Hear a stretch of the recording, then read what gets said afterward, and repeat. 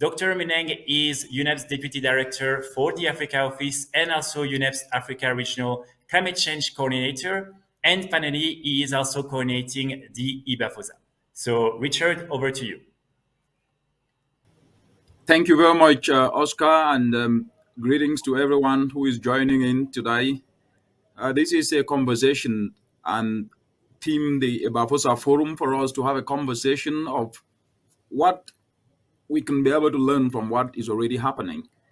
So, respectable colleagues, invited guests, distinguished ladies and gentlemen, it is said that a family bond is like a tree. It can bend, but it cannot break. Yeah, this African proverb underscore what brings us together today. Family ties. Like any good family, would gather from time to time to take stock of their achievements, of their progress, and reflect on how that progress is moving forward. So should we as the ecosystem-based adaptation family. So today is one such gathering. And before us is a clear dichotomy of issues surrounding EBA. On one side, analysis by UNEP and FAO showed that we are already overdrawing ecosystems by up to 1.6 times. And in the African continent, the cost of these unsustainable practices is estimated at $65 billion each year. With the actions already being taken to combat climate change, it still costs the continent up to $15 billion a year in adaptation actions. And if we were to stop acting altogether, the cost would rapidly escalate to $201 billion. Cumulatively, the 2021 UNEP Adaptation Gap report concluded that adaptation costs in developing countries, most of them in the African continent, are already 5 to 10 times greater than current public adaptation finance. And the adaptation finance gap is only widening. The flip side presents a more radiant picture where every $1 invested in ecological restoration actions create up to $30 in economic benefits. Every $1 invested in adaptation action unlocks a return of between $2 to $10. Healthy pollinators in the African continent have been shown to increase yields by up to 180% and incomes by 168 per farmer per season. Such an attractive return on investment is rare anywhere and may only be possible with EBA, which cuts across climate, which cuts across nature. The urgency to unlock these benefits to become the norm and not the exception in the mainstream of African economy is at all-time high.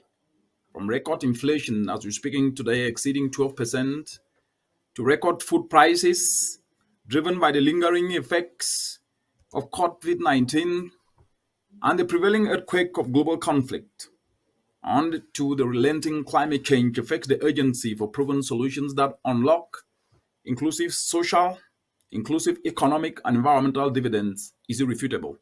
So then what's the entry and the evolution of EBAFOSA? Well, EBA stands on a pedestal in delivering these multiple benefits, and EBAFOSA stands on the front line as the carrier of EBA across the continent.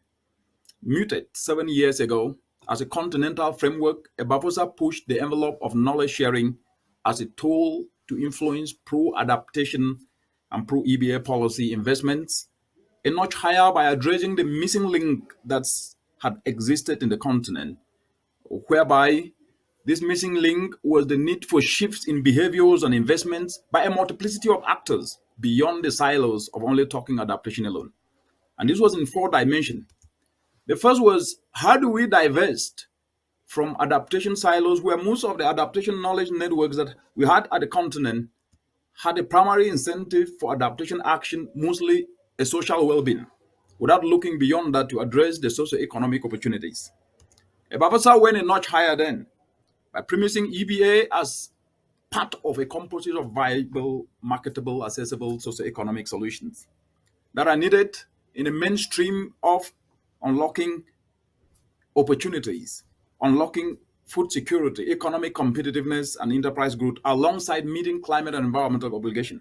The second aspect was a prioritization of adaptation actions through the lens of what we call catalytic sectors. And these are socio-economically inclusive sectors highly prioritized by most development blueprints in the continent and can simultaneously maximize socio-economic dividends and climate benefits. Accordingly, the agricultural sector that employs over 65% of the entire workforce of the continent today are prioritized in over 70% of African nationally determined contributions. And even in developmental blueprints like the African Union Agenda 2063. In addition, at the African Ministerial Conference on the Environment, which David is going to speak to, the fifth session through the Gaborone Declaration on climate change and Africa's development, ministers of environment underscored the need for EBA actions in Africa to be expressed through the lens of food systems. The sixth special session of AMSN, through its decision on implementing 2030 Agenda and AU Agenda 2063, through leveraging natural capital, further endorsed these two sectors as catalytic. And the third point, and relating to the above, was the integration of mitigation actions to power adaptation, especially clean energy as the primary enabler of diversing from adaptation silos and injecting enterprising benefits into adaptation. This by premising mitigation and adaptation as complementary, with mitigation in this case, clean energy powering value addition in EBA-driven agriculture to reverse post-harvest losses that are costing the continent over $48 billion. The third was inclusivity, demand-driven partnership as espoused in Goal 17 of the SDGs and Section 5 of the Paris Agreement, by expanding the array of actors and bringing in state and non-state actors to engage in the adaptation process, but leveraging it from a socio-economic perspective. And this is critical to driving enterprise development, be it clean energy, innovative finance, or market incentives.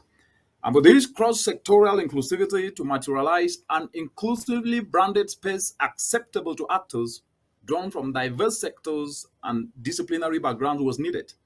EBAFOSA represents that inclusive brand that is a step up from the adaptation alone brand, but taking adaptation to a higher level.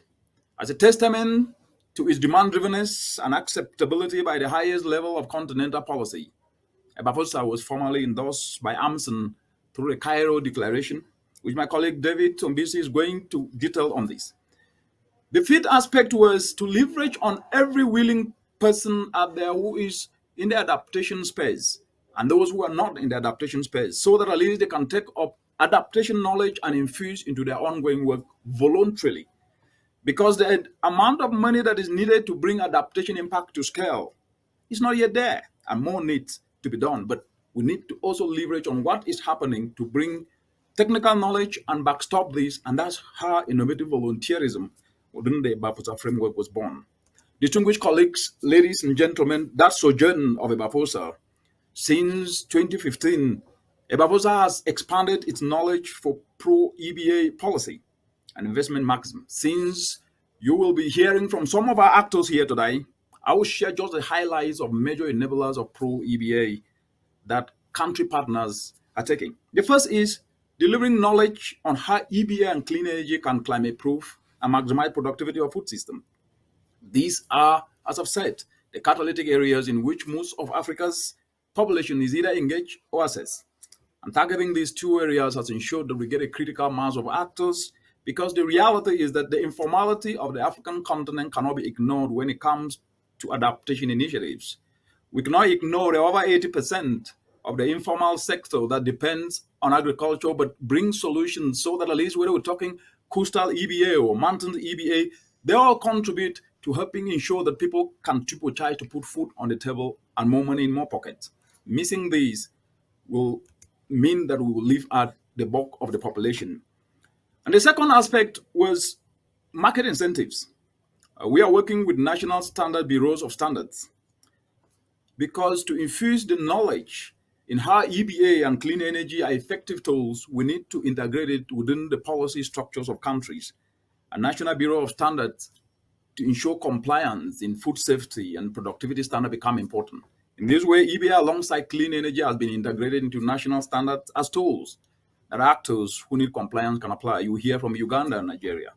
The third is innovative financing.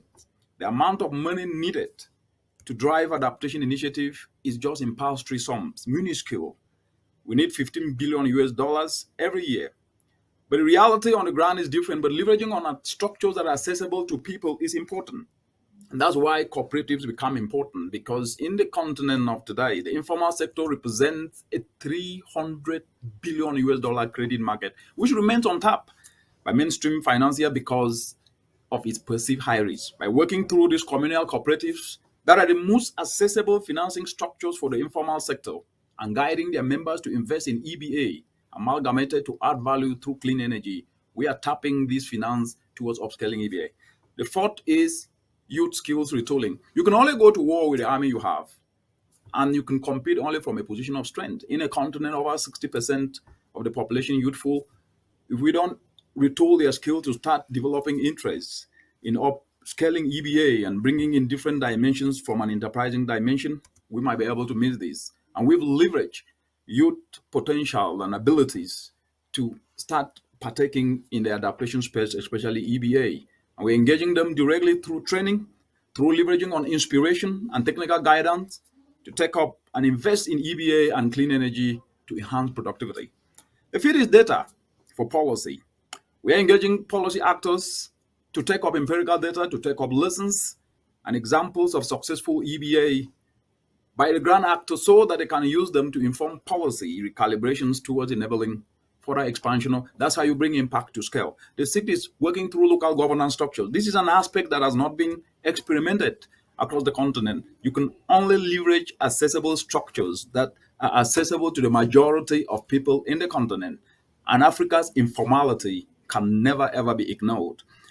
Governance structures as frameworks for mobilizing and engaging grant actors to take up EBA are important and arsenal and are the best strategy to ensure accountable and traceable EBA actions taken up. And the last aspect is we must be able then to also leverage what we have as a UN system. And we are leveraging this knowledge, working with the UN cities, the United Nations country teams, where the empirical data that is emerging from this work is shared to address multiple SDGs. So the country teams can pick up these lessons and examples, align to the SDGs, and invest in the expansion within the different actions they're carrying out. These enablers are driven through active means in the form of direct engagements with interested actors to uptake and implement them, as well as through the EBAFOSA online portal and its affiliated tools and knowledge products that reaches an audience of over 5,000 every month. Distinguished colleagues, ladies and gentlemen, you've heard how EBAFOSA evolution has come about, and you are still going to hear from the presenters today how we've actually made strides in ensuring that the above enablers buttress the upscaling of EBA. We are happy to invite more people to join us in this innovative approach, where we will guide you in your ongoing work to integrate the enablers of EBA, upscaling that I've shared today, and reap the much needed benefit. But as you do so, always remember that there are no shortcuts to the top of the palm tree. Thank you very much. Thank you very much, Richard, for this great introduction. Just before I hand it over to our colleague, David Ambisi, I just want to highlight the fact that, again, you can, if you want, select French as a language in the floor icon that is on the bottom left of your screen. So if you would like to hear the different discussion in French, please do so, and you will hear the live interpretation. So now, and as Richard already mentioned, we will hear more from David, who is the coordinator for the Secretariat of the African Ministerial Conference on the Environment. David, the floor is yours. Thank you very much, Oscar, and thank you, Richard, for that detailed introduction. As you've been told, my name is David Ombisi, and I'm the coordinator of the Secretariat of the African Ministerial Conference on Environment, AMCEN. Basically, this is a forum that brings together all African ministers of environment, and it has been in existence for the last 37 years, since 1985. I'll be very brief, basically talking about the linkages between EBAFOSA and AMCEN. And I would start from where Richard mentioned in terms of the fifth special session of AMCEN, which took place in Botswana on the 17th and 18th October of 2013, where AMCEN took recognition of the first Africa Food Security and Adaptation Conference that had taken place in Nairobi in August 2013. At this conference, the conference provided a platform for continental dialogue on food security and climate change adaptation through harnessing ecosystem-based approaches in Africa. AMSEN also took note of the conclusions and recommendations of the conference, which was held under the theme Harnessing Ecosystems-Based Approaches for Building Resilient Food Systems and Adapting to Climate Change in Africa, and also agreed to support the Africa Adaptation Knowledge Network as the continental network for coordinating, facilitating, harnessing, and strengthening the exchange of information and knowledge for climate change adaptation. As Richard mentioned, through the Gaborone Declaration on Climate Change and Africa's Development, AMSEN recognized the need for continued continental dialogue on food security and climate change adaptation. It was proposed that a continental task force on ecosystems-based adaptation EBA for food security in Africa be established to develop a comprehensive strategic framework to upscale EBA for food security in Africa as part of the implementation of the Gaborone AMSEN Declaration. Now, at the second conference on Africa ecosystem-based adaptation for food security, which took place again in Nairobi in July 2015, under the theme of reimagining Africa's food security now and into the future under changing climate, the participants at that conference requested AMSEN at its next session to take note of the establishment of EBAFOSA, its constitution, and outcomes of the second conference, and recognize the Assembly as a legitimate body supporting the work of African Union Commission, AUC, and the work of AMSEN. Subsequently, at the sixth special session of AMSEN, which took place on 18 and 19 April 2016 in Cairo, Egypt, the session recalled the outcome of the second Africa Ecosystem-Based Adaptation for Food Security Conference, which of course established the Africa Ecosystem-Based Adaptation for Food Security Assembly, EBAFOSA, as a Pan-African policy framework and implementation platform that brings together stakeholders along the entire ecosystem-based adaptation-driven agriculture value chain towards the attainment of climate resilience, food security, access to clean energy, ecological productivity, job creation, poverty reduction, and value addition in Africa.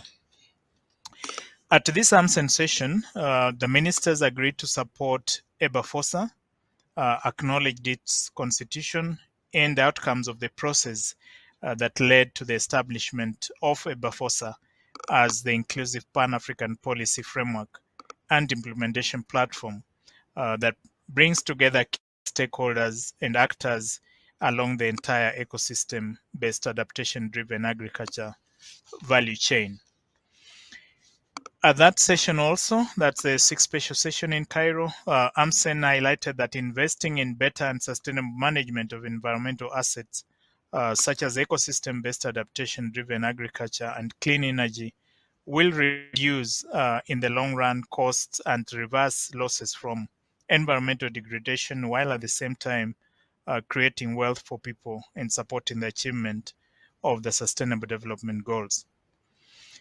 AMSEN further recognized that investing in ecosystem-based adaptation-driven agriculture will simultaneously guarantee sustainable yield, increases of more nutritious food, enhance farmer-level incomes, ecosystems capacity, and climate adaptation, and build the climate resilience of local communities. It's therefore at this session that AMSEN then formally endorsed EBAFOSA, its constitution, and the Nairobi Action Agenda through the Cairo Declaration of the sixth special session, and that was in 2016. So since then, in conclusion, EBAFOSA through its secretariat, which is based at UNEP, regularly reports on its activities and achievements during the AMSEN sessions. As a key regional platform, EBAFOSA continues to contribute to the implementation of the decisions and outcomes of AMSEN, in addition to bringing to the attention of AMSEN emerging issues related to food security and climate change adaptation within the African continent. So I'd like to conclude with that, and thank you very much. And as AMSEN will continue to work with EBAFOSA, particularly with issues related to food security and climate change adaptation. Thank you very much, and back to you, Oscar. Thank you very much, David, for that succinct brief on how EBAFOSA evolved through the AMSEN processes. And as you said, EBAFOSA was formally endorsed by AMSEN through the Cairo Declaration, and it therefore reports progress back to AMSEN states annually. Thank you very much for that. At this juncture, I would like to bring on Jessica, who is our head of Climate Change Adaptation Unit, to provide us in 5 minutes the linkages between EBAFOSA and the UNEP Global Adaptation Network. Jessica, the floor is yours. Thank you, Richard. I hope you can hear me. Absolutely. I can hear you and I can see you. Good. Good afternoon, everyone. So thank you to the first speakers to provide opening remarks. And when I listen to them, I sort of think, okay, well, if, investing in adaptation generates such big returns, then why aren't we doing it more? What is stopping us from doing it? So, and one of the things that I want to bring to your attention is a report that we published this year on barriers to scaling up ecosystem-based adaptation. It's been based on a analysis of 700 publications and papers, numerous conversations with experts in 28 institutions, really coming to the conclusion that scaling up of EBA depends on having supportive policies, an enabling governance context, appropriate knowledge and technical capacity, increased awareness and understanding, strong public and political support, and sufficient and sustainable financing.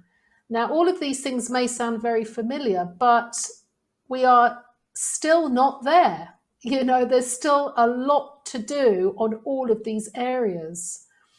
And because there is still a lot to do and we are not doing enough, the level of EBA activity and investment is falling far short of its potential. And hundreds of millions of people on this continent are potentially losing out of these adaptation strategies. So the question for me is, how can EBAFOSA, as a continental platform, how can it help us to break through some of these barriers? To get through to policymakers, to get through to the private sector, that investing in greenness, that investing in ecosystem-based adaptation makes sense from an economic and a financial perspective. So just to take a step back, I head the adaptation unit at UNEP, and one of the things that we do in UNEP is to run what's called the Global Adaptation Network. It was founded in 2010. And it provides a global platform for distributing and exchanging knowledge on climate change adaptation. And what we do with the GAN, the Global Adaptation Network, is to connect to regional networks. And we have several of these. We've got EBAFOSA in Africa, which we want to, make stronger. We've got APAN in Asia Pacific.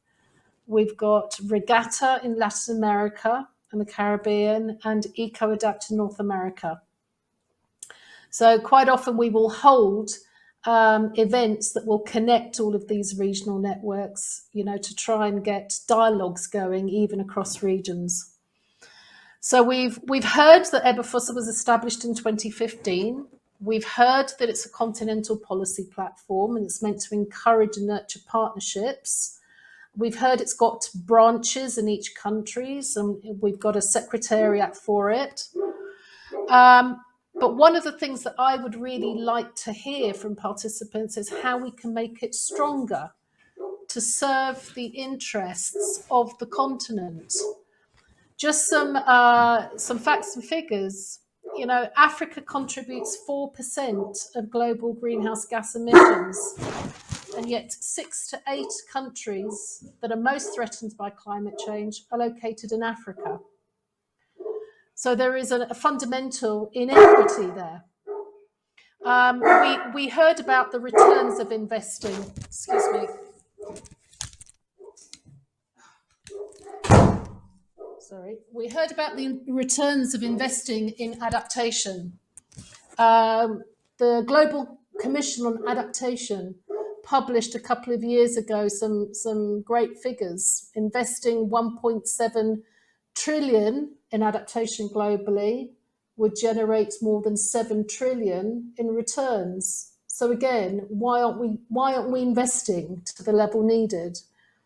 Early warning systems. There's a 1-to-9 ratio between investment and benefits. Investing in nature-based solutions for adaptation. There's some great research that UNEP's published recently. A single tree can transpire hundreds of litres of water, representing a cooling effect of 2 air conditioners running for 24 hours. So in that case, why are we removing more trees than we're planting? And so the question goes. So coming back to the question that I've posed and I would love answers to is, how can we make EBAFOSA really impactful and really serve the interests of the continent in terms of promoting investments in ecosystem-based adaptation? Thank you all for listening. I'll leave it there. Thank you. Thank you very much, Jessica, for those intriguing questions that at least our participants will definitely be able to answer the questions. You have alluded to the fact that 1 tree can provide a cooling effect that even air conditioners cannot be able to do. And if adaptation is having socioeconomic opportunities, why are we not doing enough to bring that to the fore? Thank you very much for that. And I think this provides a precursor for us now to get to hear from countries on what they are doing. And as they present, of course, the questions you've posed, how can we build on what we are doing to bring impact to scale, and at the same time, make this framework stronger so that at least it can become not just a standing board, but actually the avenue to bring adaptation impact to scale as we address the vulnerability of communities. It is now an honor for me to move to the next stage of this discussion, which is to hear from countries in 5 minutes what exactly is happening within their different countries and how is what they are doing fitting into policy and at the same time the knowledge being shared with both state and non-state actors. And for me to kickstart this, I'll start with Uganda, with David Luganda, who is the EBAFOSA team leader for Uganda, and also the co-founder of the Africa Farmers Media Center. David, without much ado, the floor is yours, and in 5 minutes, please explain what has been done and how the results are reshaping not only policy, but at the same time being shared across communities. Over to you, David. Thank you so much, Dr. Richard Munang, for this opportunity.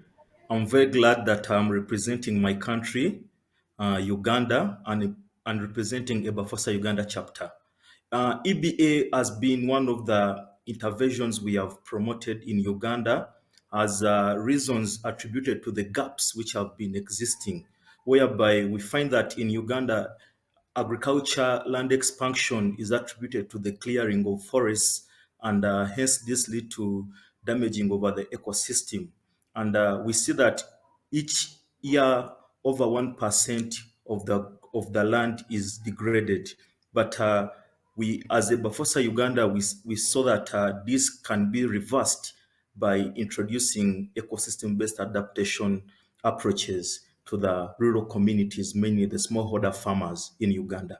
So Uganda, we have enhanced EBA training among the rural women through structural guidance and utilizing cooperative structures whereby over 40 VCLAs have been trained and are impacting over 1,200 farmers directly, but that without counting people who are directly. So in that, we have also seen that post-harvest handling has been a critical part whereby we need to come in and link it to EBA, whereby the crops grown using EBA are left to decay in the garden and also in the stores. So we introduced the solar drying centers whereby the women are operating around the solution of the solar dryers, and they come on a weekly basis to make sure that they dry their cassava and provide a long shelf life so that they can earn some money during when the product is in scarcity in the community. So introducing solar drying centers has been one of the game changer in order to implement EBA in Uganda. That has been done, but also other interventions have been promoted, like enhancing the climate finance facility, which is managed by CBS Peosa Eyeterekera Cooperative. Remember, cooperatives are one of the structures which can work well with the smallholder farmers, and it can enable traceability of these products which we give out, which are the solar dryers and also other agricultural inputs. So the climate finance facility has enabled smallholder farmers to access solar dryers individually and also access briquettes machine. Here we do, the reason why I'm going into the fuel briquettes and the briquettes machine is that we have seen also farmers degrading the environment, cutting down trees to get firewood, but through the introduction of EBA approaches or fuel briquettes training, we have seen that they can access this finance facility whereby they can continue to earn money and also develop their enterprise. Remember, UNEP EBAFOSA came with an approach of sustainability of the smallholder farmers, whereby we say that in case we are not there, in case we leave, these people will continue with their enterprise, which are in the agro value addition, fuel briquettes, and also other commodities which have implemented. So we have done a number of items. Also, we have not left the youth who are the Africa's powerhouse, whereby we have trained the youth to fabricate solar dryers and also fabricate briquettes machine. How are we linking this to EBA approach? Whereby the crops which are grown by the smallholder farmers, we saw that though we decentralized the solar dryers, but these farmers didn't have people to maintain at a cheaper cost. So we brought in the youth who can provide the maintenance part and also enable fabrication of the solar dryers to other individual members. In that, we are providing employment and also innovation to the youth because EBAFOSA Uganda, we are acting as a linkage. We are enabling everyone to benefit, not us benefiting, but the people to benefit, the youth benefit, the rural women, and also the policy actors. So we have engaged UNBS, which is the Uganda National Bureau of Standards on Policy, whereby we have the Climate Action Market Incentive Guide, whereby we have decentralized it to the village saving allowance associations to make sure that they follow the standard from the garden until they reach the market. So here we are following which fertilizers are they using, which agronomic practices they are using, and also the value addition. What type of solar dryers are they? How are they drying? So EBAFOSA has been following the farmers and also implementing this in the rural area. But I can't leave out the role of cooperatives in enabling this work to move on.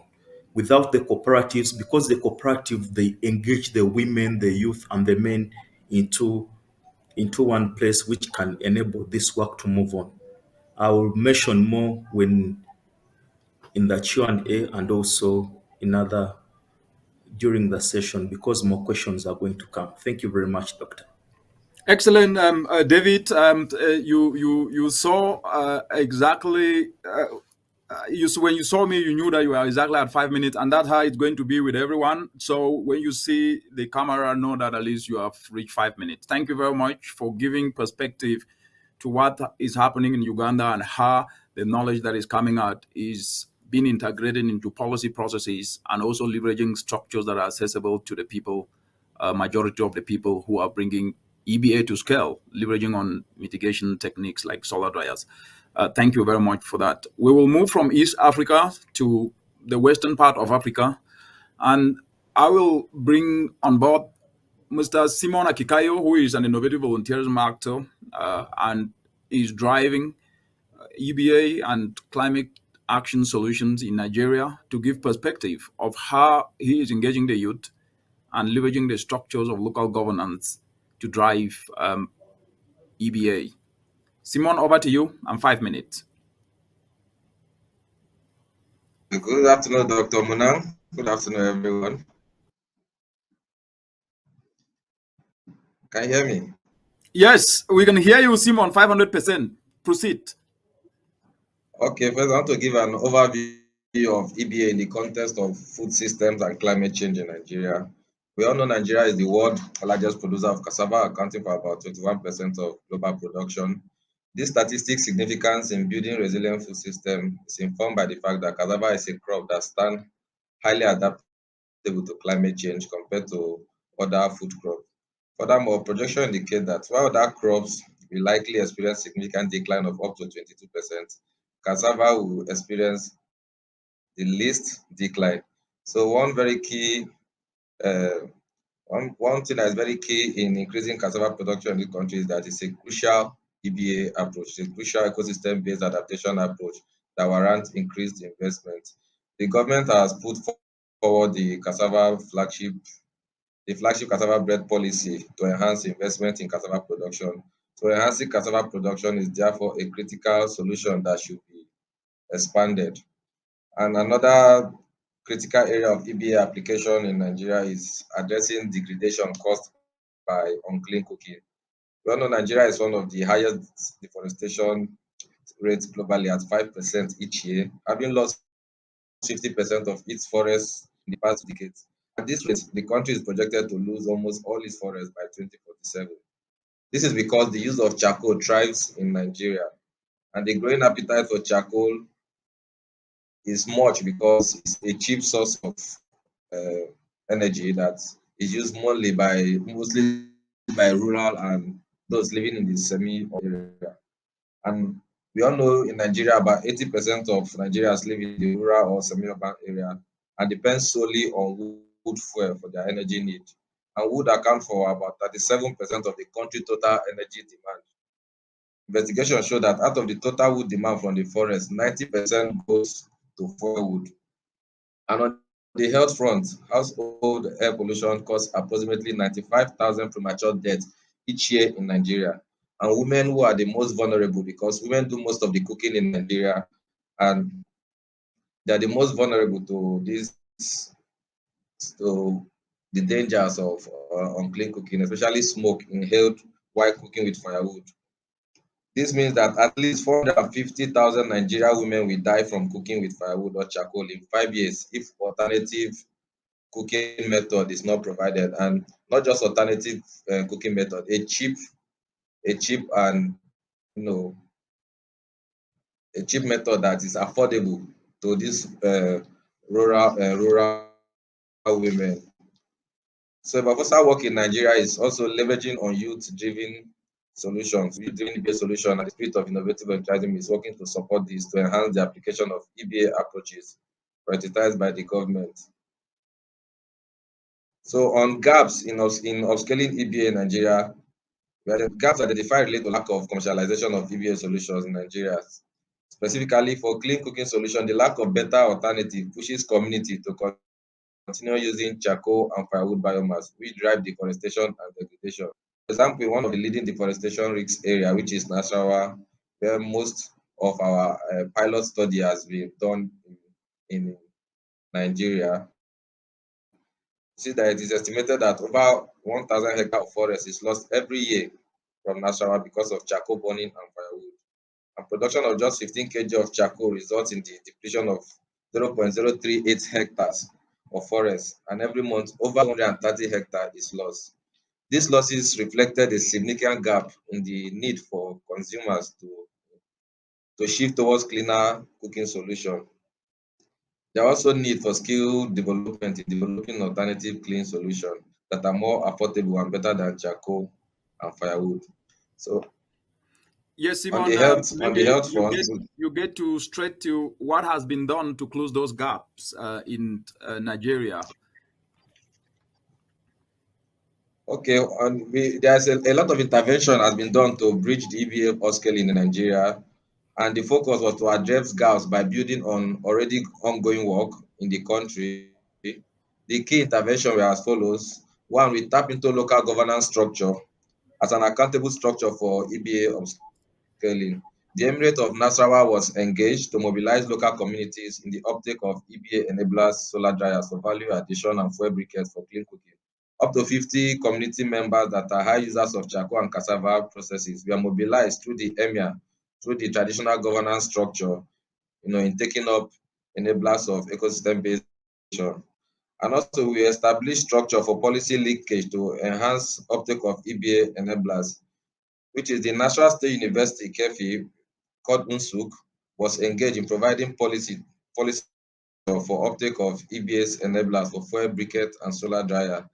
And thirdly, youth skills have been retooled to drive off EBA enablers in Nigeria. Young people have been trained in developing EBA enablers of solar dryer and fuel briquette, and also biofertilizer to help enable the structure for policy linkage. And governance structure leverage to engage high cassava users and traders in Azuba to take up enablers of solar dryer. Azuba is a high cassava processing area in Nigeria where they lost a lot of post-harvest. And also on the impact of intervention, EBA enablers of solar dryer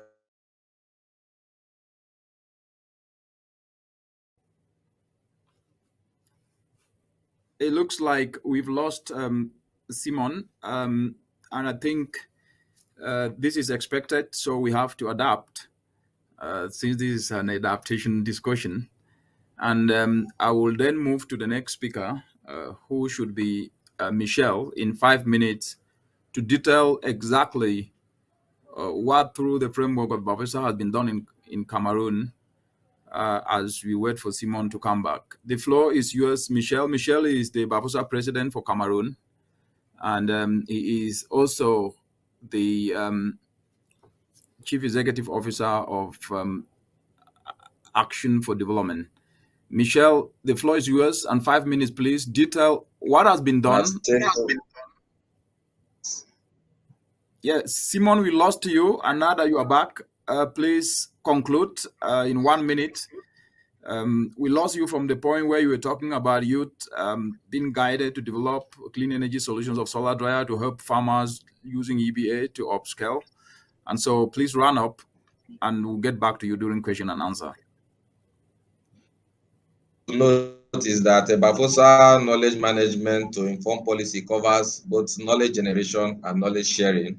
In this case, community engagement is to engage practical knowledge among key ground implementing constituencies, which is the youth and the informal sectors, including women, to generate data and lessons that can inform implementable climate adaptation policies in Nigeria and at the national level.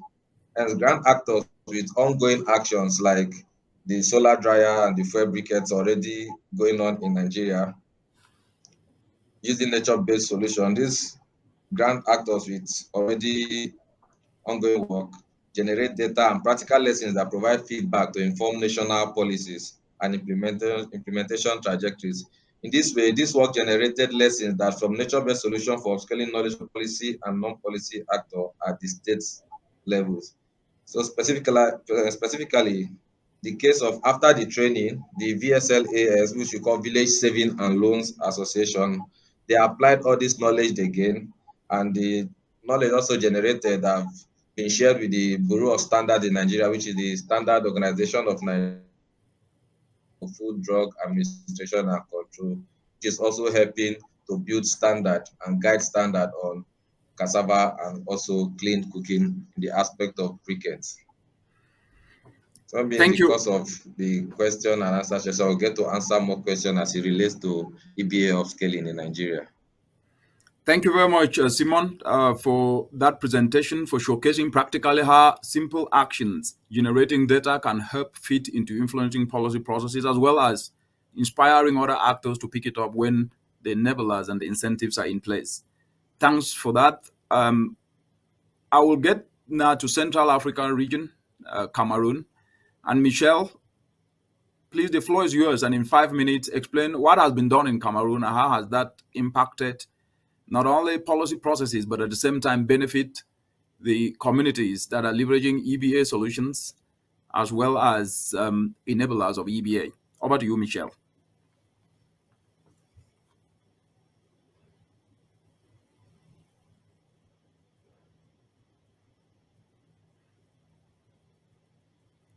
Michelle, are you there? Hello? Yes, Michelle, proceed. Is it good? Are you listening Yes, to please. me? Yes, we can hear you 500%. Alezi. Okay, thanks so much. Merci beaucoup. So the creation of EBAFOSA was bring a very great hope for Cameroonian producer, women and so on. And what you should know is that Cameroon is one of the largest producers of cassava in Cameroon. And what can be said is that today cassava can bring something like 700 million dollars for the producer. And what is also good to know is that cassava is a very, what I can say, a resilient group, resistant crop with the climate change. And compared to other crops, we can see that with climate change, the impact of the other crops is about 22%, but cassava can decline at least to 8%. This shows that cassava is a very indicated crops when this climate change is when we talk about is concerned. So the production of EBA input is also one of the other critical action area in Cameroon.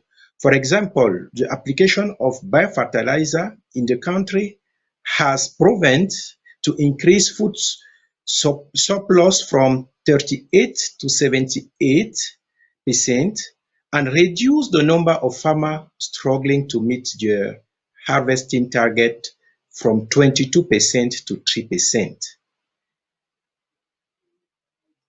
In further enhancing uptake in biofertilizer, Cameroon's updated national determined contribution NDC prioritize increased investment in composting unit in 10 regions of Cameroon by 2030.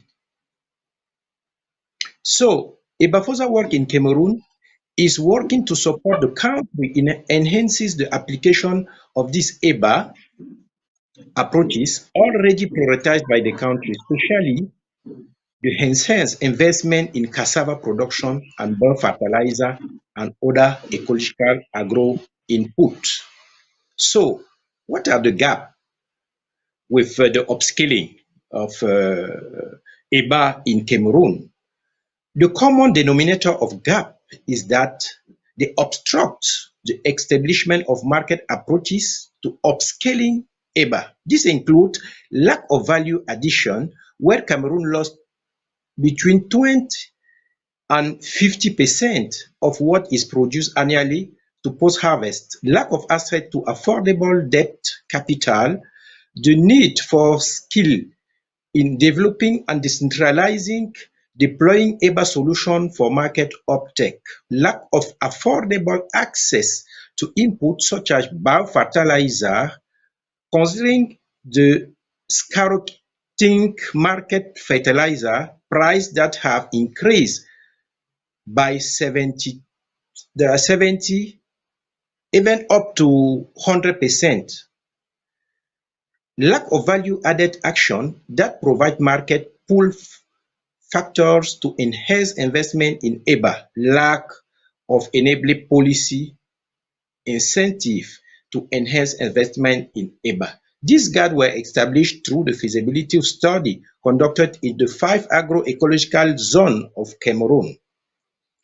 So, how to bridge EBA upscaling in Cameroon? How our intervention helped to bridge. This establishment of gap built on already ongoing work in the country as follows. Establish a structure of accountability and traceability to innovatively finance uptaking of EBA enables. Local community cooperative called Njangi or green tontine, in French we say tontine verte communautaire, were engaged and guided to support members in investing in EBA. A total of 15 Njangi community green tontine with about 3,000 members were engaged. We also established structure for policy linkage to enhance uptake of EBA enablers. Policy actors drew from different ministry sectors convened to take up lesson data and new knowledge in the uptake of EBA, so this can be implemented in their sector. A national data and policy workshop to convince policy actors to take up data and success factor and impact of taking up EBA to inform pro SDGs implementation action in their docket was held in June 2000 in Yaoundé, Cameroon. So, youth skill retooled to drive uptake of EBA enabler. Young people were trained in developing enabler for solar dryer, for example, and also they were trained on how to produce biofertilizer.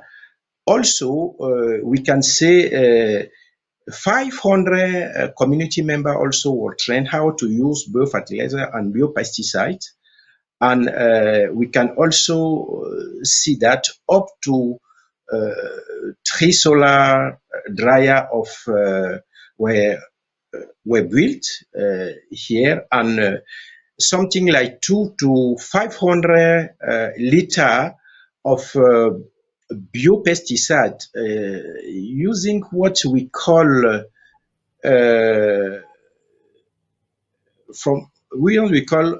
biopesticide was produced, and event with the solar dryer.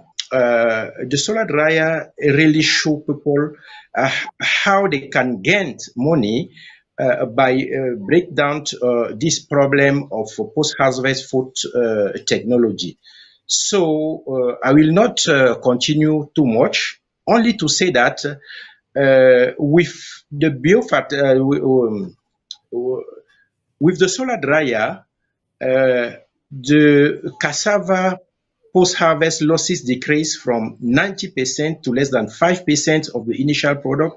One potatoes, carrot, and onion shelf life has increased by at least 50%. This is something very wonderful. What you can see, I will have the time to respond to your question, but we have many things to say here.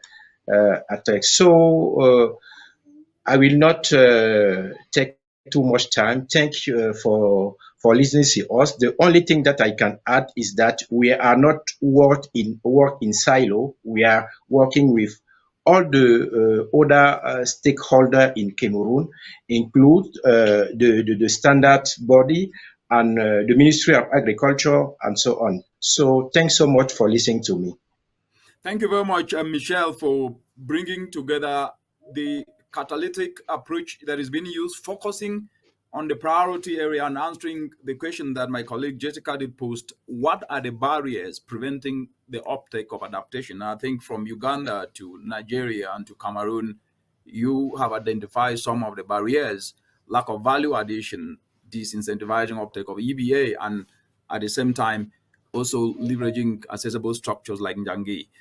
Thank you very much for that. I think we will get back to question and answer. I will now get to Professor Emile from Benin. And Professor Emile, I want to pose you this question. And in 5 minutes, if you can articulate that, how have the interagency policy structure of bringing Ministry of Agriculture, Ministry of Environment, Ministry of Education, Research, ensure the uptake of EBA into policy in Benin? And what have been the impact to that? And what are the barriers that can further be removed to make EBA the norm and not the exception? Over to you, Professor Emile. Alizi.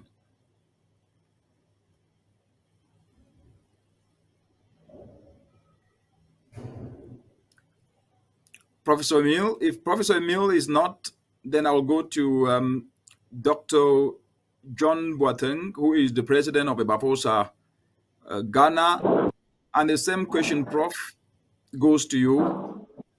What has been done in Ghana in bridging the gaps to make EBA the norm? And what have been the success stories from Ghana? In 5 minutes, please.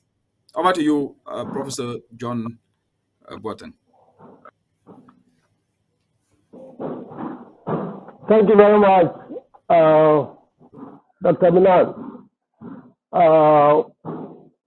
Ghana, EBAFOSA, since we launched the platform in March of 2017, we have chalked a lot of achievement and successes. And as it is now, our membership agencies that are members of EBAFOSA are going to beyond 500. And we, as a body, have sought to combat food security. Professor Boateng, if you can adjust your camera, I think we are only seeing the beautiful light in your living room. So yes, adjust it again. Yes, we can see you now. Please proceed. Yeah. We have been spearheading the fight to ensure security in Ghana and to also collaborating with the EPA to achieve the targets on climate change and ecosystem degradation, and also to reduce poverty in Ghana using the innovative approaches that decentralize the development and application of policy solutions in order to achieve full participation of key stakeholders in the public, private, and then the research institutions. To make this work, we have done a lot of work in policy-related areas, management, administration, and also in communication. We set up an interagency policy task force, and this task force was inaugurated at the EPA Millennium Conference Room in April of 2018. EPA happens to be the secretariat, that is the organization hosting the EBAFOSA in Ghana. And the main objectives for organizing this interagency policy task force were to promote EBAFOSA activities among country-level stakeholders, and also to showcase success and impact towards alleviating food and nutritional security, minimize poverty and unemployment, also to achieve climate targets, and also bring down environmental degradation. And also, finally, to governance the country support for the platform and to ensure success with respect to collating and reporting adaptation actions to the regional sector. And when this maiden interagency task force was inaugurated, we went ahead, and then in August of 2018, the National Secretariat hosted the first task force meeting.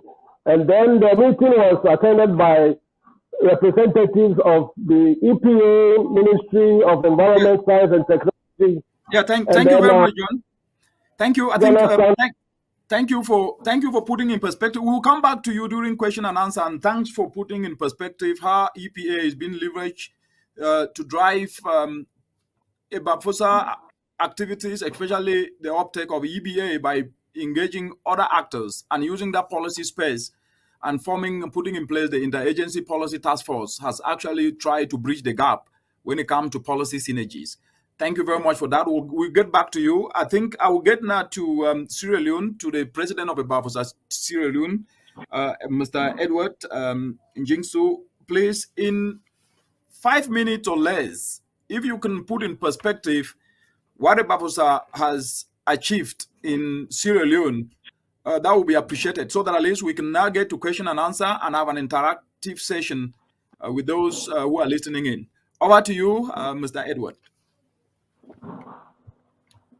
Everybody at UNEP who have actually put a lot of effort in this issue to bring to success this EBAFOSA.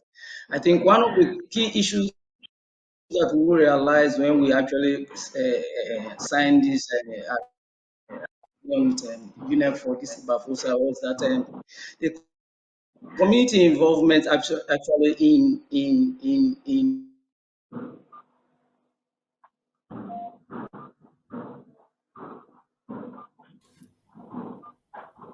I think we've lost Mr. Njingsu, and because there seems to be, yes, Mr. Njingsu, if you are there, please, I think we lost you. If you can quickly explain what has been achieved in Sierra Leone, then that will be appreciated in the next 3 minutes.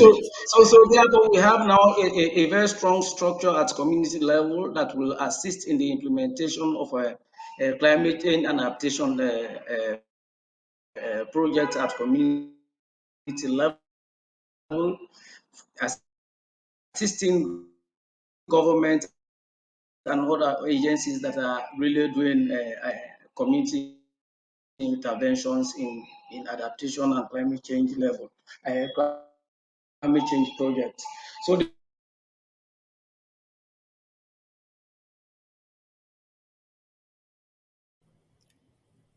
I think Mr.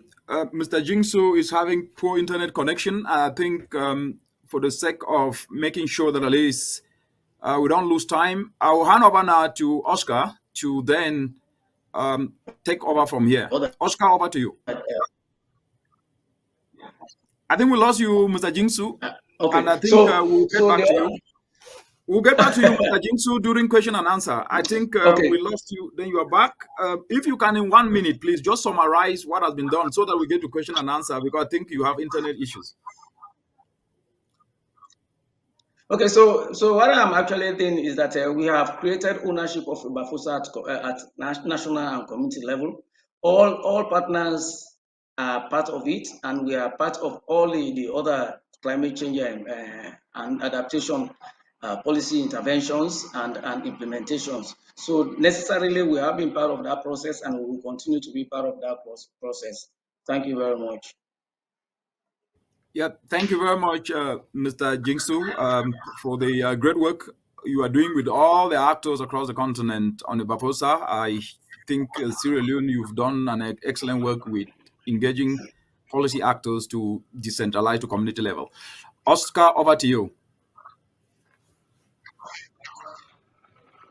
Yes, thanks a lot, Richard, and thank you everyone for the great presentation. Let me just see if everyone is muted. Let me just quickly mute. So we will now move to the Q&A session. So right now, what we want to do is really hear from you, hear your questions and also your comments about all the different presentations you've heard so far, but also about like the different activities that EBAFOSA are implementing at the national level and what EBAFOSA can represent in terms of opportunities in your country. So As I mentioned at the beginning of the forum, you can raise your hand by using this little button that is located just next to the microphone at the bottom of your screen. By raising your hand, we will know who wants to take the floor and ask questions in English. And also, if you want to ask questions in French, please do so via the chat, and I will then translate the question for the different panelists. You can, of course, also use the chat if you don't want to take the floor, and we will also read the questions and then try to answer these questions as well. So I will now invite Dr. Muneng and our different panelists to this Q&A session. And please, Dr. Muneng, over to you to start with some of the first questions we have. So right now I see that we have many different people who raise their hands. So the first person is from Uganda, Noah. So if you want, we can start with this question. Excellent. Yes, proceed. Okay, so Noah, please, over to you. Normally you have now the possibility to speak, or so it's supposed to work. Let me know if you can. I don't know why it doesn't work. So there is maybe another question, this time from Uganda. Bobby Ojas, let me allow you to speak. Please, you can unmute yourself and also show your video and ask your question. Well, I think we lost this person also. No, okay, I think it's okay. Bobby, over to you. Yes. Okay. So much. I think there is a typing error in my name. My name is Boniface Ojas from Uganda.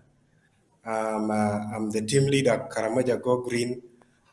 This organization is trying to find ways on how to adapt to climate change and how to mitigate the impacts of climate change. My question is, can apiary, which we have so far used as an alternative livelihoods means after our crops nearly failed, all of them this year, can apiary or big at a commercial scale qualify as an ecosystem-based adaptation? Thank you. So what is the question, please? If you can repeat the question, then I would appreciate. Oh, thank you so much. My question is, apiary be leverage or apiary be used as a form of ecosystem adaptation method? Thank you. ARB? Maybe am I the only one who's not getting? You say ARB? Apiary. Beekeeping. Oh, beekeeping. Oh, okay. Beekeeping. Okay. Thank you very much. Let's, Oscar, let's take maybe 4 questions or 5 questions and then get them answered. 5 questions and then get them answered. Okay, perfect. So I think the next person that raised their hand is Joachim from Canada. So Joachim, let me just allow you to speak. So over to you, Joachim. The floor is yours.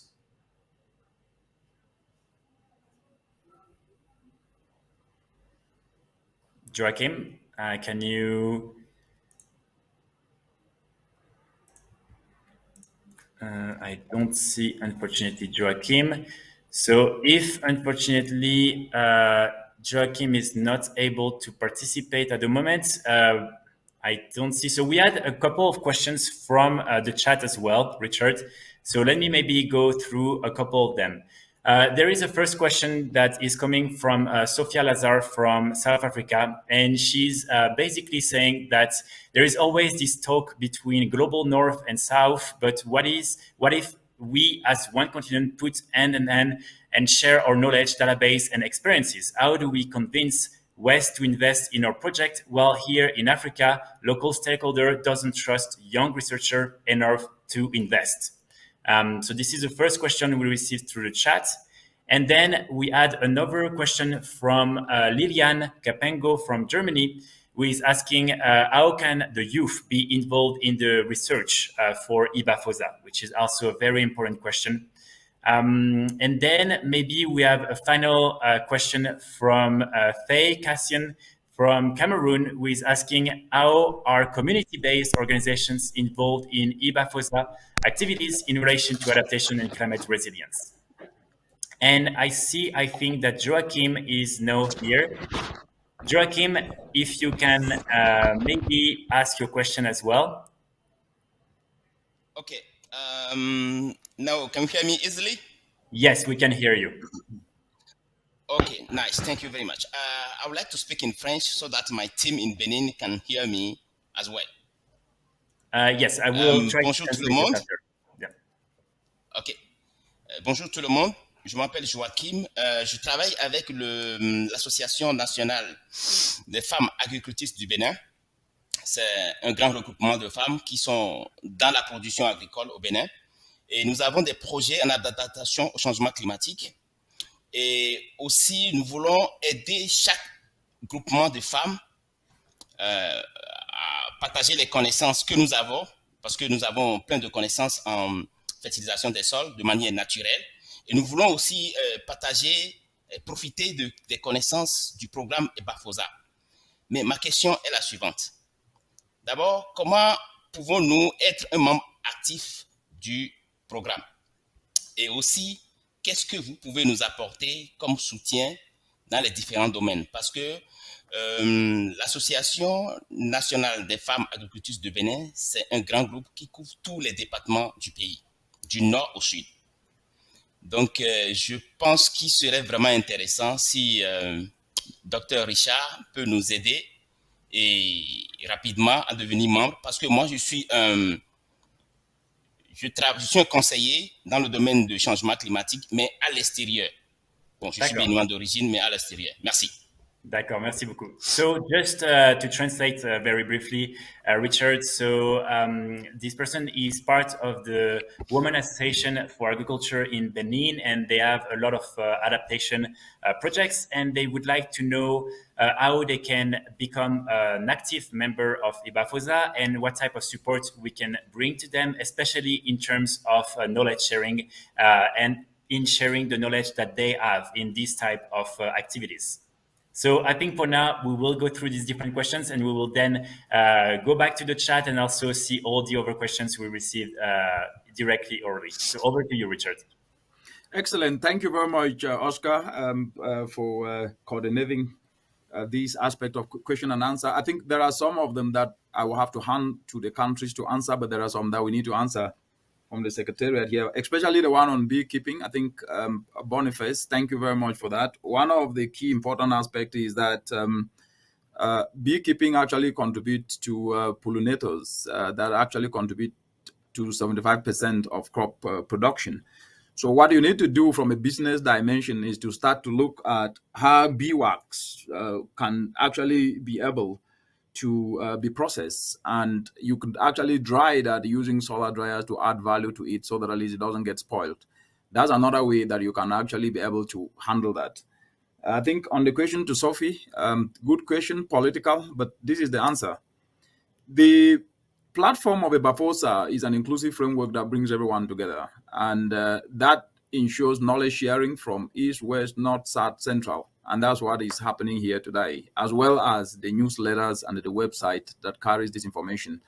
But your question is excellent from the perspective that if we don't share this knowledge and identify the gaps, then definitely we might not be able to even know what is working. Let me give an example. Zai is working in the Sahel, rehabilitating dry lands and barren lands and resulting to yields of 500%.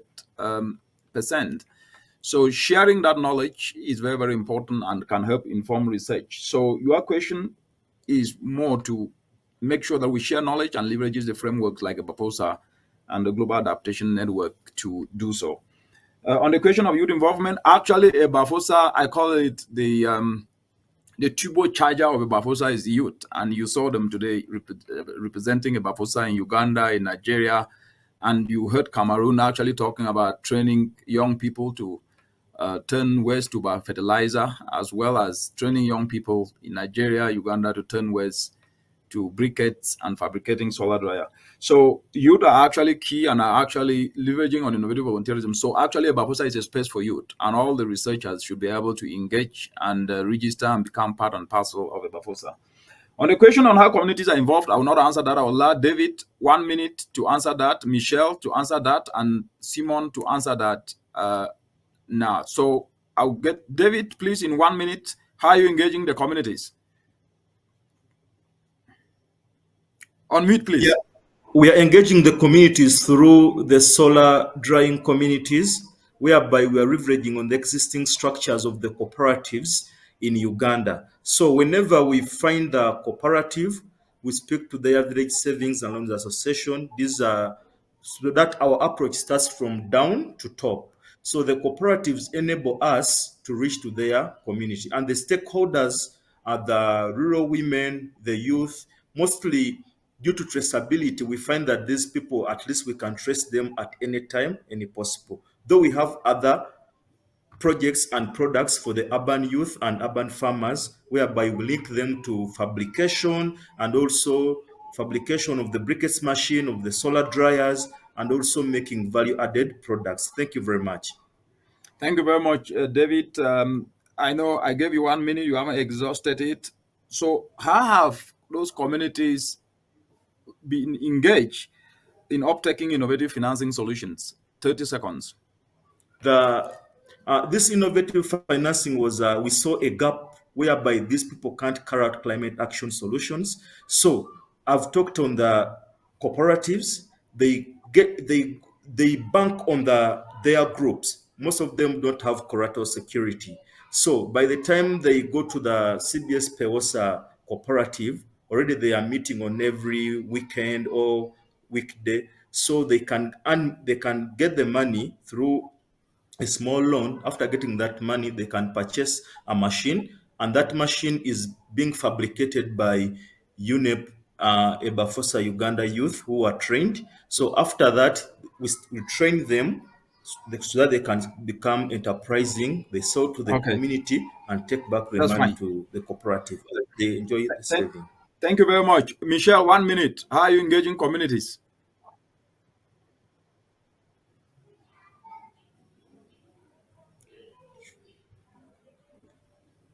Yes, Michelle? If Michelle is not there, then... Yes. No, I'm there. I'm there. Thanks so much, Richard. Yes, what we are doing in Cameroon to join community is that we are firstly working with organized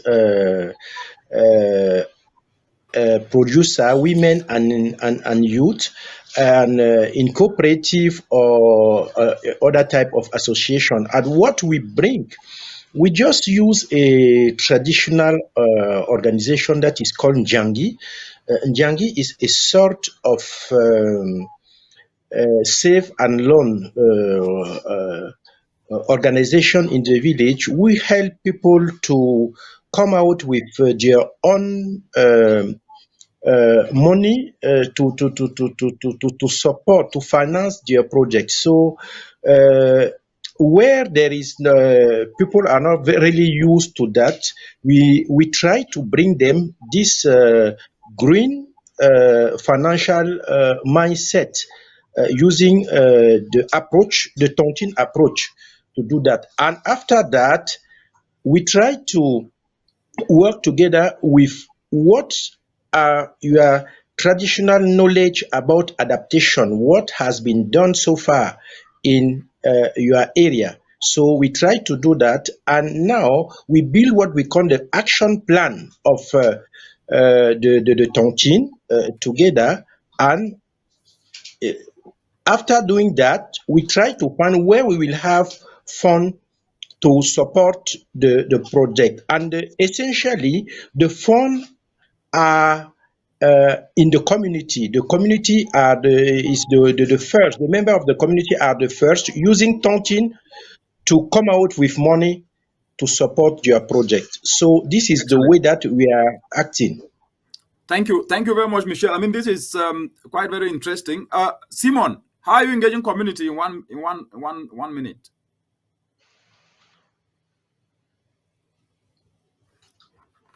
Yeah, if Simon is not there, then I go to Mr. Jingsu.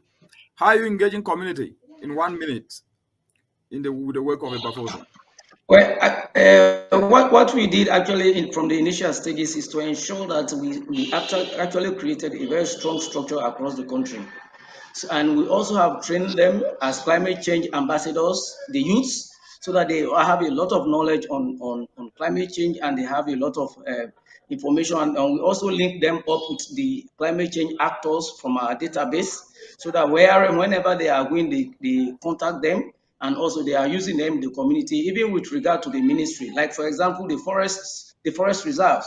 These forest reserves are being cleared by the community. So when we have the climate change ambassadors, they are there, they look after the climate, and they report on all issues of any abuse of the forests, either the protected forest or the forest reserve, and other climate change issues. So we have the structure, and those structures are being known by all they are online with all the actors in the field of climate change and adaptation partners. Excellent. Thank you very much. The aspect of climate change ambassador at the community level is quite very novel. And I think that's another way to bring impact to scale by inspiring people and making them take responsibility. That is really great. I think the last question was from Benin on how do we make sure that actors in Benin benefit. First of all, just to tell you, the EBAFOSA Benin is very, very active and hosted by the University of Benin. And Mr. Professor Emil, I think because of internet issue, was unable to connect. He could have answered that very well. And actually, they are working with a project, a GCF project, to build adaptation resilience in Benin. But more than that, what you need to do is to register and become an EBAFOSA active member. And once you register, then you will be connected with the national branch, which then will be an opportunity to share lessons of what is already happening, and at the same time cross-hybridize with lessons that are happening in other countries like Uganda, Nigeria, Cameroon, Sierra Leone, and all across the entire African continent, Zimbabwe, Zambia, and that is how it works. You heard today solar dryers to add value, and your question was, how do you benefit to do that? So that knowledge actually is cross-hybridized. Once you register, those opportunities will be available to you. So the point to push home here is that collective actions across different parts of the continent could provide solutions to countries, not necessarily only coming from that country, but from another country, and that is cross-hybridization of knowledge. Over to you, Oscar, so we move to the next round of questions. Yes, thanks a lot, Richard, and thanks everyone for raising your hand and participating in the discussion. So I see that we have a lot of people who currently are raising their hands. So let me go through the list. So first we have Noah from Uganda. Noah, I just unmuted you, so please, the floor is going to be yours just after. So over to you.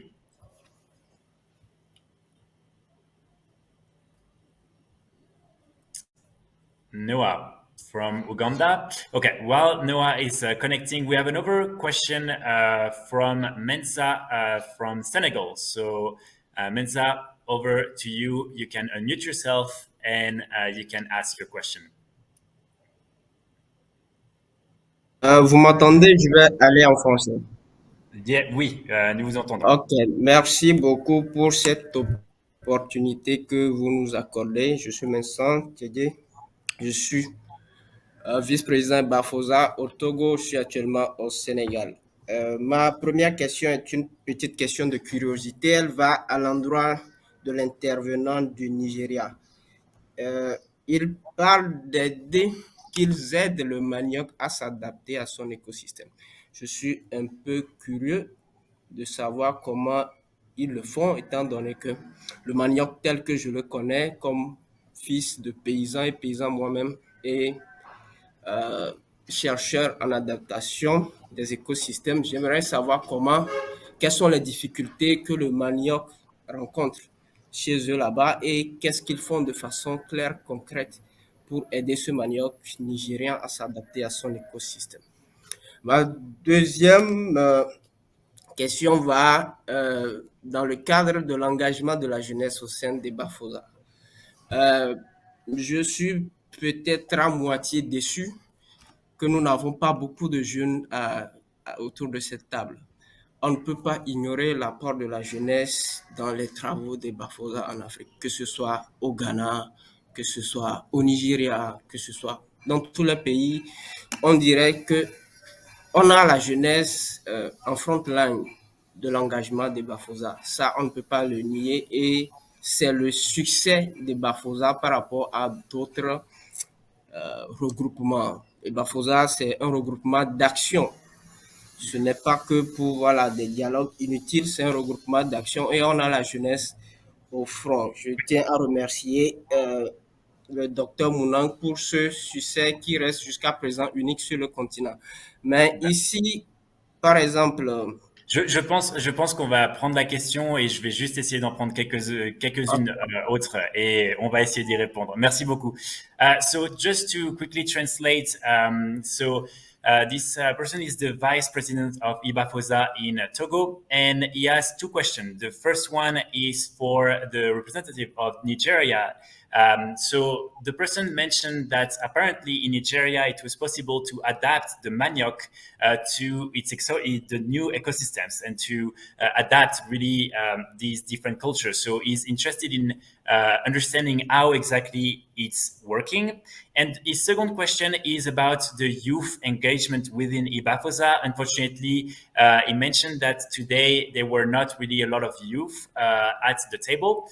And so he just wonders how we can increase this presence of the youth within EBAFOSA and how we can reinforce this presence. So thanks a lot. Let me just take two more questions and then we can go through the answers. So I have another question from James Oyeshola from Nigeria. James, you can unmute yourself and the floor is yours. Good morning, everyone. Good afternoon. In US here now, we are in the morning, just to 8. I greet my coordinator and happy to join you at last because of the time difference. I just have to rush. Just I missed some of the programs there. EBAFOSA is a thing that can happen to us in the world, and I have to appreciate this since 2015 we started, and has been a good result all day on. I think I sincerely appreciate this program, and I believe we should sustain it. And another areas I still want to point out is that maybe the interpretation should come simultaneously. As we see, speak in English, you hear in French we hear in English, so that we can cooperate and go along with this because of the lingua franca. Having said that, I want to tell you that EBAFOSA Nigeria, we have changed a lot of scenario. All the aspect of modus operandi of operation of EBAFOSA is what is taking place in Nigeria. We had the area of the youth getting engagement, the use of making of the branch, even the use of synergy with other stakeholders. Like very safe in Nigeria, we had we tried to break down the issue of implementation of the ecosystem-based driven agriculture, engagement directly with the farmers, the stakeholders. And I know my coordinator is aware, Dr. Richard Munang, for yesterday's birthday, that I think you are aware of this. I don't know whether this can show. We have this that we have done with the stakeholder, with the cocoa farmers directly, based on the ecosystem. It's not only this is being used in Nigeria, in Cameroon, in Ghana, in Ivory Coast, because we have a lot of issues concerning the sustainability. The buyers of all this cocoa, because of the foreign exchange, are really emphasizing the issue of making of nature-based solution in terms of sustainability. Cocoa sustainability is the hint thing, child labor, non-engagement of the issue of chemicals in terms of production, and the ecosystem-based adaptation-driven agriculture. I've been doing wonderfully. I have to cut you, James. Thanks a lot for sharing all this information for the question. I just want to make sure that we can also allow other people to ask questions. So thanks a lot. Let's take a last question, Richard, before we move to the answers. So we have Lizzie Igbin from Nigeria. So Lizzie, you can normally now unmute yourself, and the floor is yours.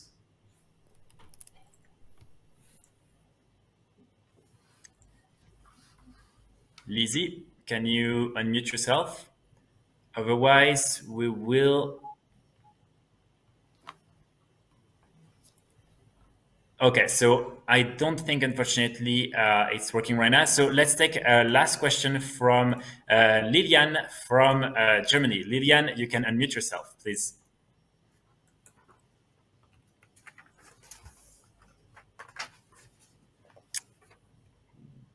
Doesn't seem to be working.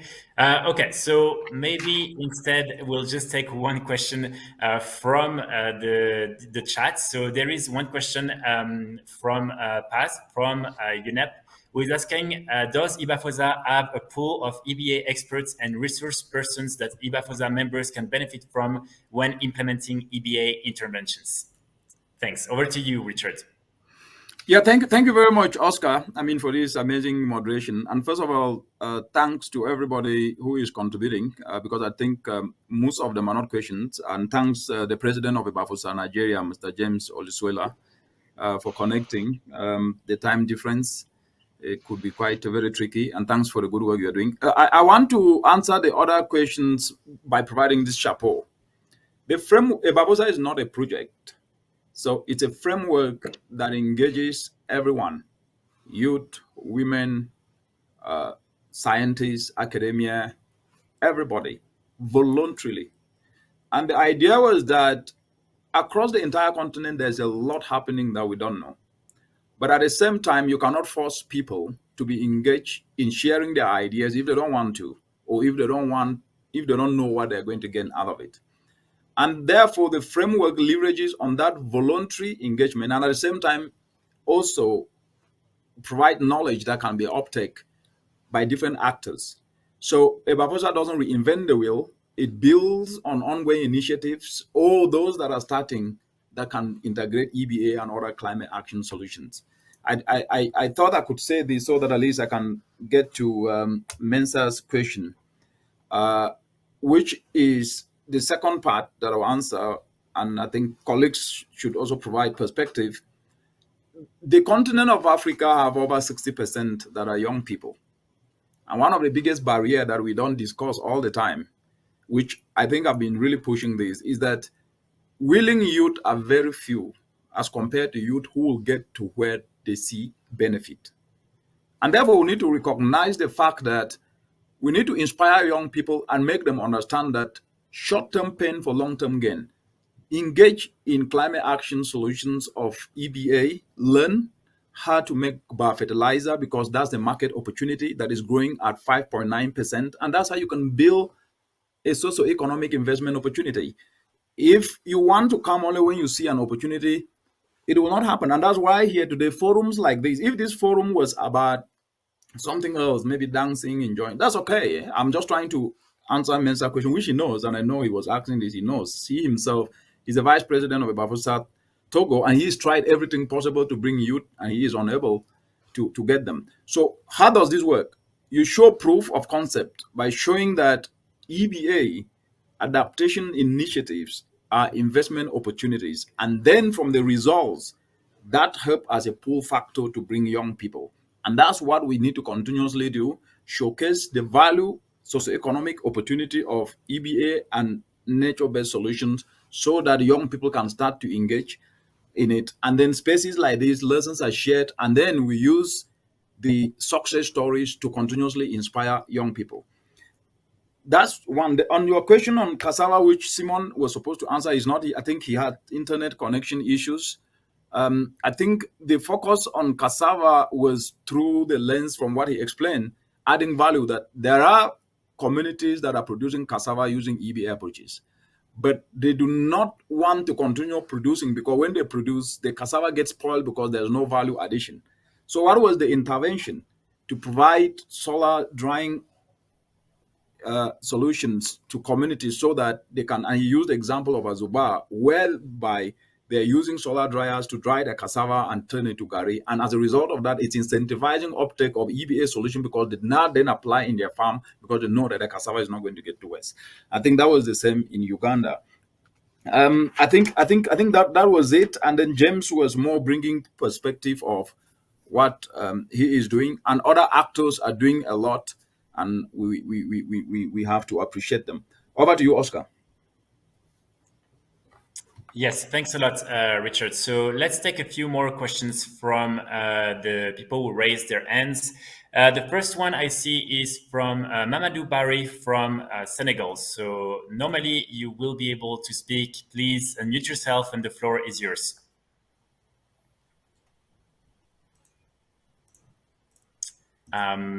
If it's unfortunately not working, Bonjour. can you... Yes, please, over to you. Alors, bonjour. Yes, bonjour. Bonjour, je suis très content de voir mon ami Richard. Richard, bonjour. Hein. Seulement, je vous ai attendu, mais je ne vous ai pas vu. Je suis très content aujourd'hui de participer à cette réunion des EBAFOSA. Félicitations d'abord à Richard pour cet immense travail qu'il est en train d'abattre pour l'Afrique. Bravo, mon gars. Je suis très content de vous. Et j'espère que autant que nous sommes dans les autres pays, EBAFOSA, nous devons tous travailler, vraiment travailler durement pour accompagner ce processus, cette belle initiative qui est EBAFOSA. Le Sénégal a réussi à mettre en place son cadre et je peux vous assurer que nous avons réussi en même temps à convaincre nos autorités administratives et locales pour nous accompagner. Nous avons fait un très grand lancement sur 3 jours et je pense que Richard a eu le rapport. Maintenant, il faut le dire, nous cherchons à voir comment, dans un contexte de changement climatique, faire de sorte que EBAFOSA soit une solution pour les principales préoccupations posées. Et nous attendons encore de EBAFOSA continental des outils. Nous attendons véritablement des outils à mettre à nos dispositions. Mais je demande, pour terminer, qu'il y ait davantage de partage de bonnes pratiques. Parce qu'il est clair qu'il y a des choses intéressantes qui se font dans d'autres pays, mais malheureusement qui ne sont pas connues. Et peut-être nous avons besoin de comprendre ces bonnes pratiques qui sont faites ailleurs et qui ne sont pas faites et qui ne sont pas connues dans d'autres endroits. Donc je demande à ce que Richard puisse véritablement travailler à ce qu'il y ait beaucoup plus de partage de bonnes pratiques. Parfait. Et enfin, je termine pour dire que nous avons besoin que Richard puisse organiser une réunion physique, je dis bien physique, pas en ligne, pour que tous les pays puissent se retrouver, se rencontrer et réfléchir ensemble pour des solutions durables. Merci beaucoup. So Richard, just to quickly summarize, the person was first of all thanking you for all the great work you did in Senegal and for supporting the launch of the EBAFOSA in Senegal. It was then just wondering how we could really make sure that EBAFOSA becomes a solution for climate change, and also how can we just strengthen a little bit the knowledge sharing and the sharing of best practices across the different countries, because this is something very important and that they would need. So it was the question. Let's move to another questions. So we have also, I see Berins Unsovo from Benin. So Berins, I will now unmute you. So please, over to you. The floor is yours. Oui, bonsoir. Bonsoir. Merci à toute l'équipe pour cette belle présentation de la part de tout un chacun. Moi, je suis Berins Roussouvent, je suis du Bénin, précisément du Nord Bénin. Je représente une organisation qui travaille pour la préservation de l'environnement et aussi pour la sécurité alimentaire. Et honnêtement, je suis vraiment content du travail de EBAFOSA. Malheureusement, je suis un peu resté sur ma soif pour ce qui concerne mon pays, le Bénin. Quand bien même les communautés du Bénin sont dans l'extrême besoin. Donc, je souhaiterais quand même que vous mettez à notre disposition pour les intervenants du Bénin les informations nécessaires pour que BAFOSA soit vraiment représenté et que BAFOSA soit vraiment dynamique au Bénin. Voilà. Perfect. Merci beaucoup. So, Richard, this person is also thanking for all the great work that has been done in Benin. He's just wondering how exactly we could, again, strengthen the work that is being done in Benin, and especially how EBAFOSA could support in terms of the capacity and in the terms of knowledge sharing in Benin in order to make it as effective as possible. So we will take two last questions from Lilian and Lizzie because you were already there just before. So Lilian, please, normally you already unmuted, so over to you.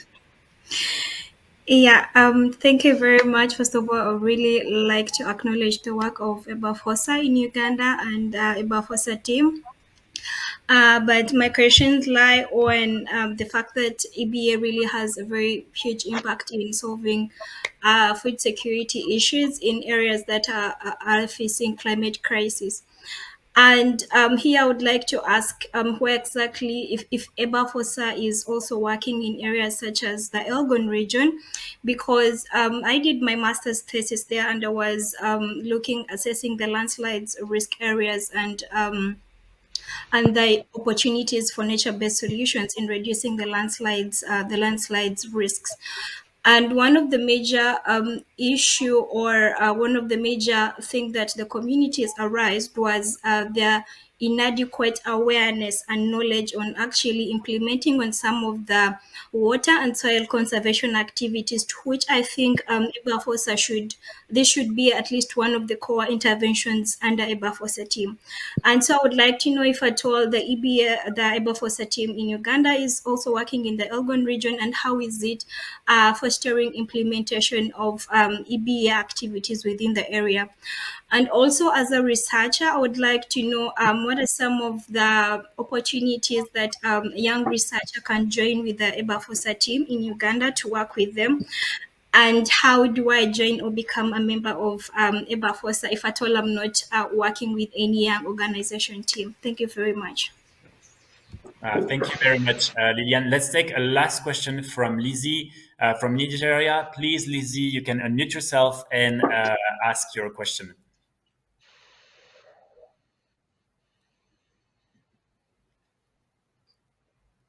Lizzie. Hello.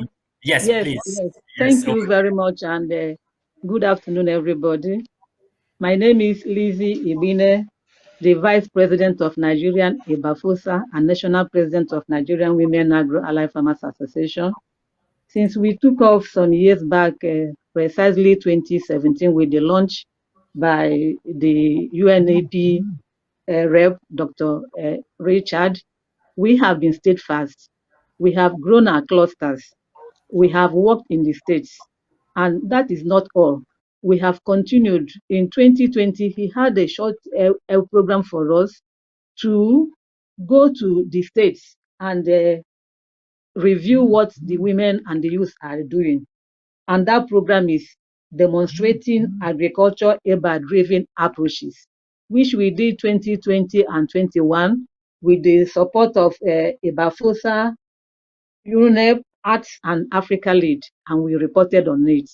Then we went ahead to cluster our farmers, because as a national leader and focal point of the women farmers, I know where it pinches us. We grow our food, but some of the problem is that our harvesting are late because of the constraints of funding or the constraint of the equipment. And when we harvest them, we do not dry them so well. Like right now, the harvest we did for this year are still on the dryers, and the dryers are just shield of storages and warehouses. They are not well dried. These are the issues. At the end of the day, we lose 50 to 60% or more of what we have harvested, and this cannot continue. And that is why every farmer is poor. We put in so much and we lose a lot. So in this present time that there's a call for an EBAFOSA project, we applied for the farmers to lead in this system, because we know where it's pinching us. what we want to do is to adapt to indigenous. Don't bring to us things we don't know about or stories. We want to be part of the structuring of what we need to do. We need the farmers to lead so that during each planting time, the farmers will be given trees to plant to shield the farms. And when we harvest, we want an indigenous solar dryer being produced or being assembled in our own country to support the farmer to dry up to own and dry up our produce. And our produce are from cassava to maize to soya bean to millet, and a lot of all the grains are being produced by the women. Now, what we are asking is, how Lizzie, can we start?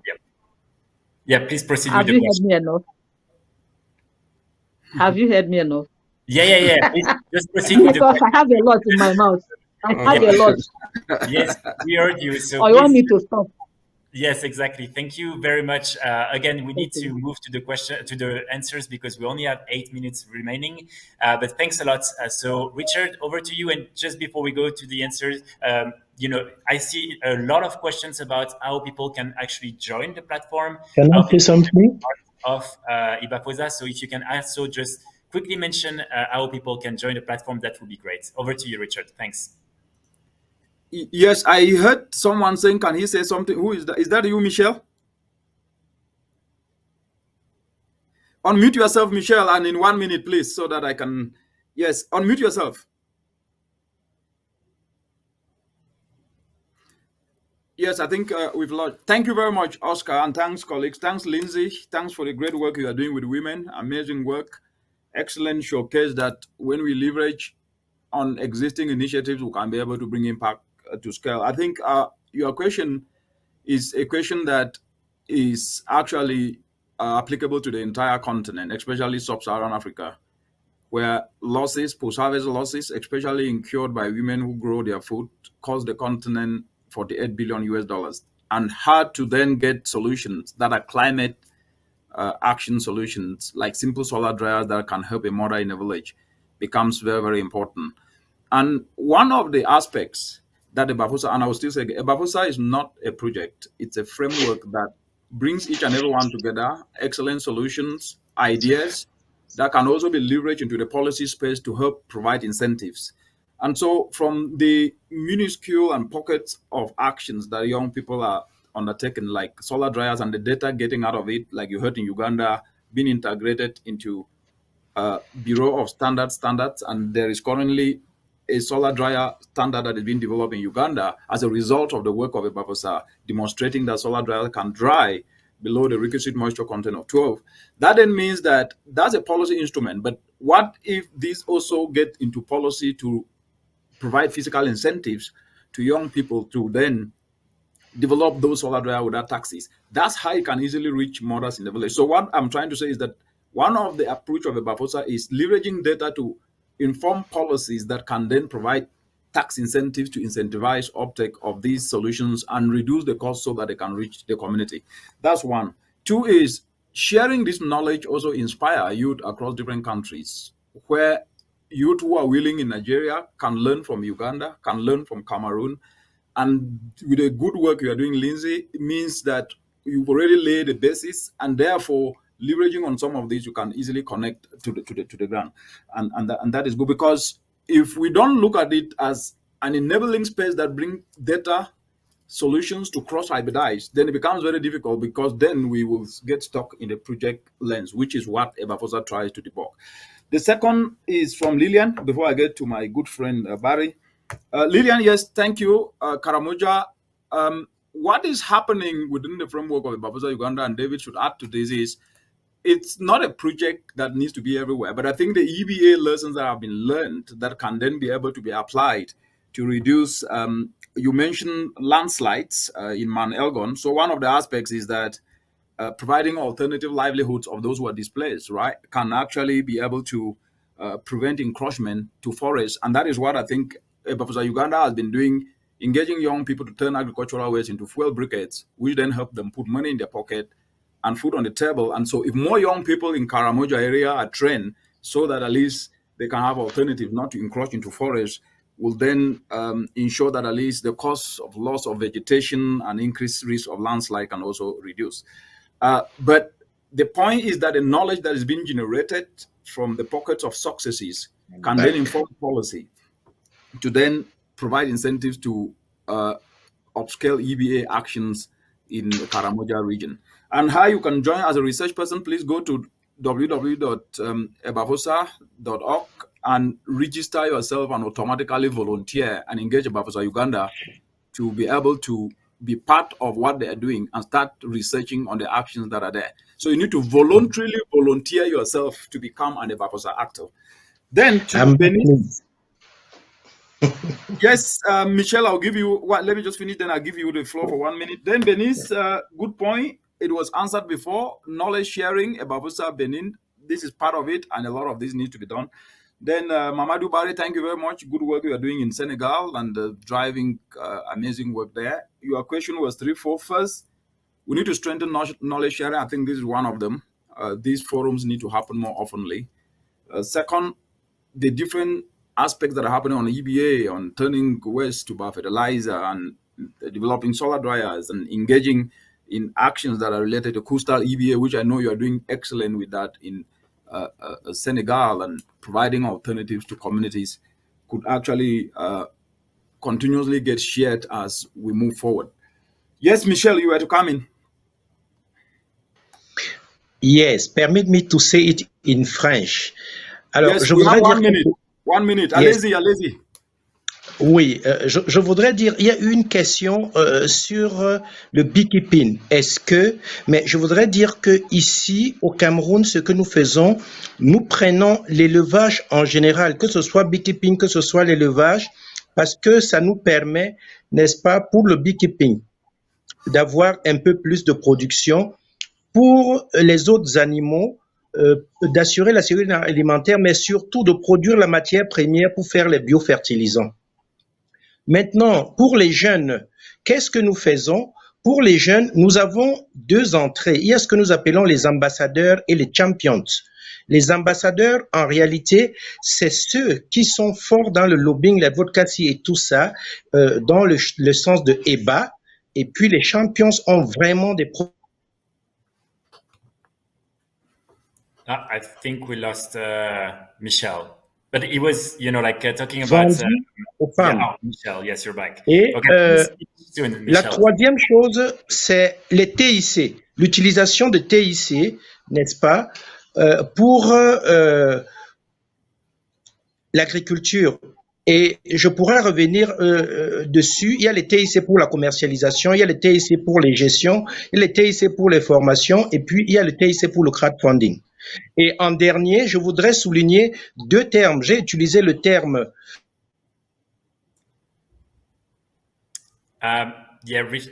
Richard, I think le Sénégalais a dit, ça peut aider, mais je termine par le village vert, EBA-led Green Village.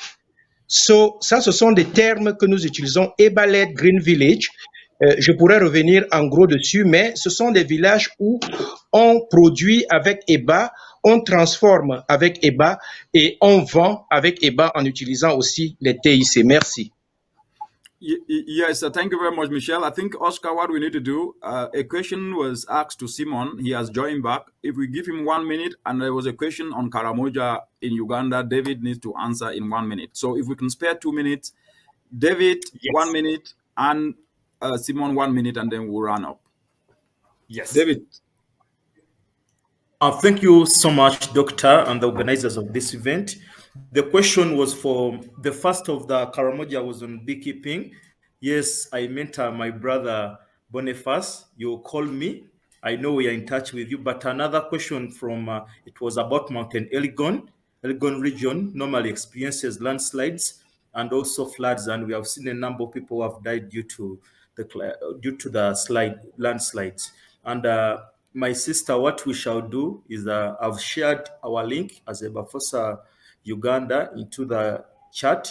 Kindly register after registering, and you'll join us. And not only her, but also everyone who's on the platform. EBA approaches can be implemented in all kinds of communities, because we have EB approaches for the mountainous areas, whereby one of it is climate information services, whereby these people who are staying near the mountain need to know when it will rain, and also need to make improved decisions and when to leave the area so that they cannot be caught by the landslides. And also another issue is that whenever they are displaced to the areas where they are going, which EB approaches are they implementing?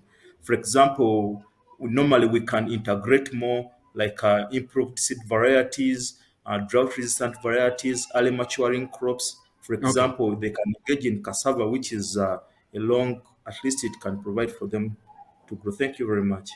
Thank you very much, David, for that perspective. And please, Lillian, engage and get a dose of knowledge from EBAFOSA Uganda. Simon, 1 minute, please.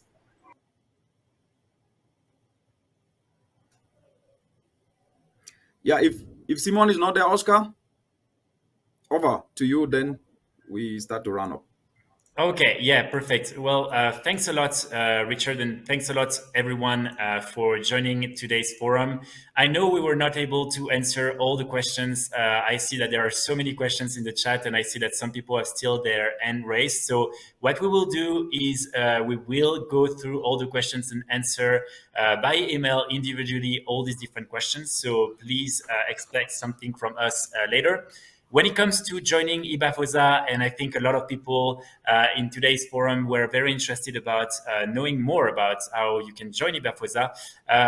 David shared the link in the chat, so please feel free to register there directly. And if you want to learn a little bit more, you can also send an email directly to me. I shared the email in the chat, and I will be able to answer and provide more details on how to join EBAFOSA. But I think it is now time to conclude. So I really wanted to thank everyone who joined, all our panelists for the great presentations. And of course, to thank you, Richard, for moderating today's session and for keeping the work going with EBAFOSA in the region. So over to you for just a few final words. Yeah, thank you very much, Oscar. First of all, they said the real doer never appreciate him or herself. You have not appreciated yourself. You have been the turbocharger behind making this EBAFOSA Forum happen. And please, let's give a round of applause to Oscar. He's done an amazing work with the support of Alvin, Jessica, and the entire team on Adaptation, and as well as the team here in ROA. So thank you very much. You've done amazing work. We co-moderated this together. To all the participants, please, thank you very much for taking your time and joining this discussion today. What has come out of this discussion is threefold. First, it's good that we continuously share knowledge on adaptation because it's a process with no definitive endpoint. And learning from one another and from different countries, what is successful can actually help another country. And therefore, the need for continuous dialogue and sharing of knowledge in forums like this should become paramount. Two, we've heard of barriers that do exist in countries, and we've also heard of solutions that can close barriers. Policy barriers being addressed through formation of interagency policy task force, like in Ghana, like in Sierra Leone, like in Cameroon, like in Uganda, and others. And engaging communities is actually very, very key. The third aspect that we've actually learned today is that to bring impact to scale, we need to go beyond just pockets of success stories, but use that knowledge to engage every actor, the youth, women, academia, researchers, and everyone to be part and parcel and make adaptation more an investment socioeconomic opportunity. With this is the outcome, but more importantly, the interest to register to become EBAFOSA actors has been shown.